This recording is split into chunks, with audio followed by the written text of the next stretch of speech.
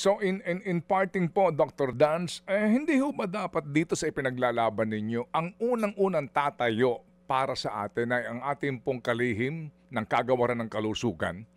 Sa puntong ito, ano ba ang inyong relasyon sa kanya at ano ba ang ginagawa sa palagay po ninyo para po dito ipaglaban itong usapin po ng dapat siya nag-iingay dito kasi siya ang health secretary? Oo, siguro yan, Ted, mas maganda itanong nyo sa kanya kung ano yung mga paniniwala niya tungkol dito. We don't agree about many things. We agree, we work a lot with the Department of Health in many of the projects on health, the medical societies na pumirma ng petition na to. We all have important projects with the Secretary of Health. And so many times we work together and many times democracy to, we disagree with each other. I think you can ask those questions para straight from him. Opo. Kung ano yung paninindigan niya tungkol sa Supreme Court findings. And then the PhilHealth Board. I mean, kaya may board Di ba? Dapat po ipinaglalaban ang karapatan ng mga, lalo na ng miyembro. Ba't kayo natatawa, Dr. Dance?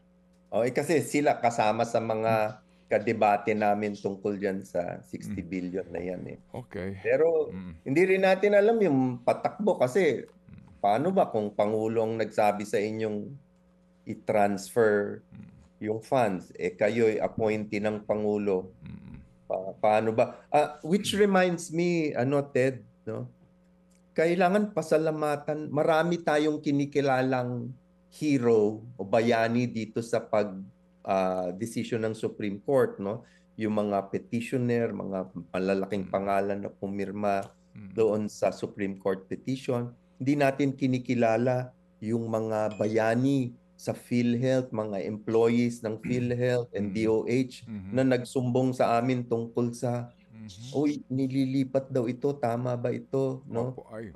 Yung mga lawyers na gumawa ng petition at nag-research tungkol dito. So napakarami ang civil society na nagreklamo. So itong decision na to is a victory of dedicated and brave employees, civil society, frontline workers na nagsama-sama para labanan ang paglapastangan sa PhilHealth Fund. So, kailangan kilalanin natin to na hindi lang 5 o 6 na tao ang nag-file dito. The whole of society, if we work together, pwede natin malabanan ang mga katiwalian sa gobyerno. Sige po. So, kumbaga, Dr. Dance, ito po ay unang battle won pa lamang pero hindi pa tapos ang laban. Tuloy ang laban, Dr. Dance. 350 billion to go.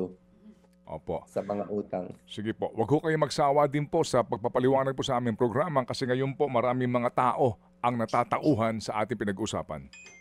Papasalamat din kami sa pagkakataon na ibinigay nyo, Ted at Cha, na pakinggan ang aming reaction sa Supreme Court decision. Mga kapatid, brothers and sisters, saan ka pa? Dito na tayo sa totoo. Dito na tayo sa True FM. Mga kapatid, mag-subscribe and follow po kayo sa social media accounts ng True Network PH. Yan po kami, hanapin nyo lang True Network PH, Facebook, Instagram, YouTube, TikTok, and podcast. Mapa Apple or Spotify man yan, mahahanap nyo kami. Lahat ng mga napapanood at napapakinggan nyo po sa programa, nasa social media accounts namin yan. So, paano mga kapatid? See you sa social media!